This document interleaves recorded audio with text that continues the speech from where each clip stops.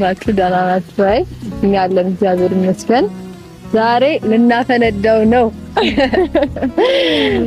ሰርተን አናውቅም እና አንቺ ፍራንካ ለመጀመሪያ ጊዜ እንግዲህ እኔና ሄሉ ተመካክረን ጥሩ ፍራንክ ይዘንላችሁ መጥተናል። ተነስተን ማለት ነው። ካሜራማናችንንም እንግዲህ ቀስቅሰነው በጠዋቱ አንድ አይዲያ ቀምረንላችሁ መጥተናል ማለት ነው። ማርክና አብርሽ ተኝተዋል። እኛ በጠዋት የተነሳ ነው። እኛ ያው ነቃ ብለናል በጠዋቱና ያው ዛሬ ትንሽ ደንገጥ የሚያደርግ ልብ ሰቃይ ፍራንክ ይዘን የመጣ ነው። ከባድ ነው። የኔ ድርሻ ደግሞ ከባድ ነው። ከአብርሽ ጋር ተጣልተን አናውቅም። አሁን ልንጣላ ነው። ልንፋየት ነው።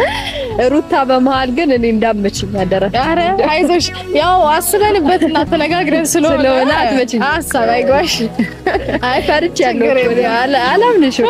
ችግር የለውም። በአብርሽ ትመጡብኝ ስለማታውቂ በርግጥ አልደራደርም። እሱን ስለማቆይ ነው። ለማንኛውም ግን ተነጋግረን ተስማምተን ነው። ነይ እስቲ ተስማምተናል። እንግዲህ ኮሚቴው ሴኔቱ አይደለ ተዋቅረን አስበንበት ወስነናልና ያው እሱም አለ ቤቲም አለ። ቤቲ ደግሞ አንዱ አካል ነው። ያው እሱም አንዱ አካል ነው። እንግዲህ በጠዋቱ እንዳልናችሁ ተነስተን ሰው እንዴት በጠዋቱ ተነሳችሁ ካላችሁ አስበንበት ስለሆነ እንግዲህ ምንድነው ያሰብነው አይዲያ ሄሉ ትንገራቸው መሰለኝ አይደል? እሺ እኔ ልንገራቸው። ያው የኔ ድርሻ ስለሆነ ልንገር። አዎ ያው እሷ ስለሆነች ዛሬ አብርሽን ማለት ነው። ማለት ይሄ የብዙዎችም ጥያቄ ነው። በዛው ለተመልካቾች ያስተምራልም ብለን ያሰብነው እና ደግሞ እኛም በደንብ ማወቅ እንፈልጋለን ይሄንን ነገር። ሀሳቡ ምንድነው? ዛሬ ማርክና አብርሽ ይጣላሉ። እኛ ለማጣላት ብንሞክር ይጣላሉ ወይስ አይጣሉ?